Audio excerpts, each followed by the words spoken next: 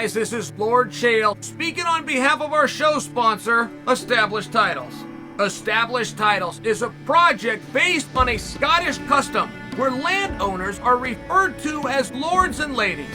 They allow you to buy as little as 1 square foot of dedicated land so you can officially call yourself a lord or a lady. Established Titles is not just about your ego. You also get to do some good. In addition to your new fancy title, Established Titles supports global charities like One Tree Planet and Trees for the Future to help with the afforestation effort. Your title pack gets you at least 1 square foot of dedicated land in a private estate in Scotland. Your certificate features a unique plot number where you can see the exact location of your land. And right now, Established Titles is holding 200 plots of land right next to mine. So come join me in the Bad Guy Inc. Kingdom. Getting this certificate even allows you to officially change your name to Lord or Lady. Put it on your credit card, put it on your plane tickets, or if you're so inclined, put it on your dating profile. Makes for a great last-minute gift, and there's even couples packs that come with adjoining plots of land. Established Titles is having a great limited-time sale. Go to establishedtitles.com/Chael to save 10% off today. Remember to use the promo code Chael, or just click on the link below. Alex Pereira is a big guy. Simple statement, but can we all agree on that? We did not understand what a big guy Alex Pereira was until there was a post-training session, side-by-side photo taken of Pereira with his 5-minute earlier workout partner, Dominic Reyes. Dominic is not a small 205-pounder. Dominic's a big man that you could make a case could go up to heavyweight. Now, I don't mean to make this about Dominic. I just mean we're all aware of how big Dominic is. Stands 6'2 and a half. Didn't look small in there against any opponent ever, and that includes Jon Jones. So now you've got both guys out of camp. In camp, not in the weight-cutting process of the camp. They're at their natural weight. And if you see the photograph, you'll go, wow. I mean, Pereira looks that much bigger than him. Dom looks like a 185-pounder. Pereira looks like the 205-pounder. And meaningfully, Pereira was 2 inches taller. I mean, just in that regard. Then he's got the shoulders. He's got the size. They were claiming that he was having to cut over 50 pounds to get to 185. Now, why would anybody do that? Why would anybody do that was confident enough in their stills? Confident enough in their skills, they believe they could be world champion because they do world championships at 205 pounds as well. Well, that's where his mentor's at. Glover Teixeira. That's where his training partner, that's where the guy who helped him to get these opportunities is at. And to save any weirdness, any potential suggestions even of a matchup between those two, he just took himself out of the weight class. And it's not the first time we've seen this. Daniel Cormier, Cain Velasquez, both undefeated heavyweights.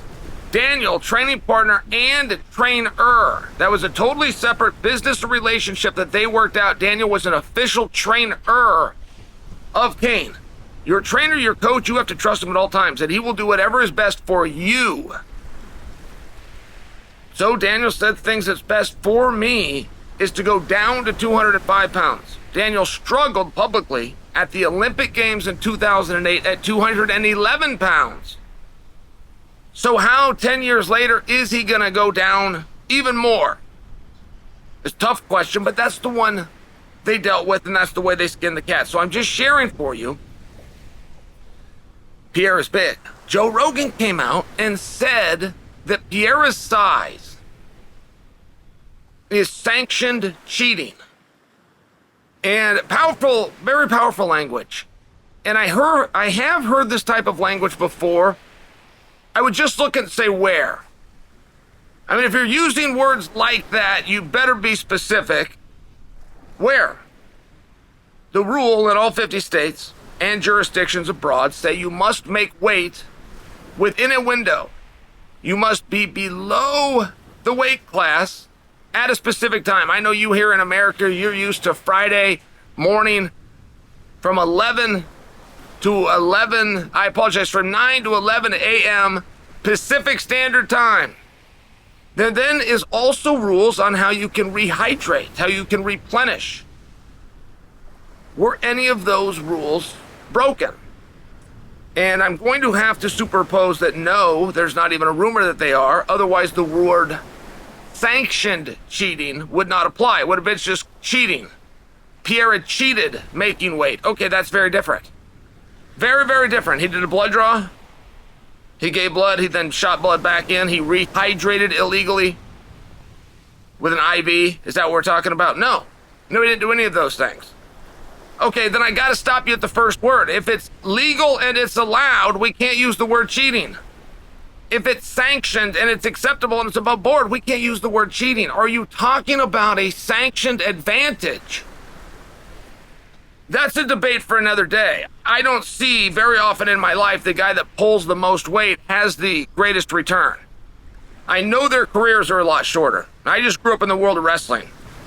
It wouldn't matter if it was my high school teammates. The guy in high school, all 4 years I was there, the guy in high school that pulled the most weight did not go on to wrestle in college. Did not want to. Of all of my college teammates, there was only 3 or 4 of us that did go on, right? Because you don't have a professional league for wrestling. You've got to go, maybe you've got Olympic aspirations, maybe mixed martial arts is the next closest thing. But of the 4 of us that went on, none of us cut significant amounts of weight. I really just thought I should clear that up because those are very heavy words. And to say that he had an advantage, we don't even know that. Where would it be? There's a supposed advantage on fight night, but we didn't weigh him in on fight night. We don't know. I mean, I will tell you, I had to cut 53 pounds to get down to 185 pounds, which is the exact same amount of weight that is reported that Pereira was pulling. And I will tell you, on fight night, every night, I weighed 202 pounds. That was for a last-minute short-notice fight. For a of-notice, plenty of time fight where I would cut closer to 30 pounds, on fight night, I would weigh 202 pounds, the exact same thing. One didn't affect the other. If I got back-to-back fights, so my weight never really got very heavy, but I would still have to pull down and get to 185. On fight night, I weighed 202 pounds. You can only put on so much weight. And I'm very comfortable in telling you that for a middleweight to weigh right around 200 pounds, 202, 198, 200, well, you're saying the same thing. There's no advantage. So I wonder what that thought would mean. It didn't make him stronger. And it was an interesting comment coming from Joe. Because Joe has commented on guys' weights many, many times over the years, but not with a positive outlook. It's always been the perspective of he didn't have enough energy. He cut too much weight. Now all of a sudden you got the guy who at least in front of us, right above board, has cut more weight than anybody else, at least right in front of us above board, having his most energy and finding his best moments and highest amount of power in the very last round, the one that should not be the high-octane round for a guy that pulled weight. I mean, cheating is a hell of a thing to say to a guy. Sanctioned cheating is a hell of a thing to say to a guy. There is discussion of hydration tests. There is discussions of body mass index, checking these things on certain days, which we're going to proclaim the first week of the season. That is done in other sport. That isn't done here.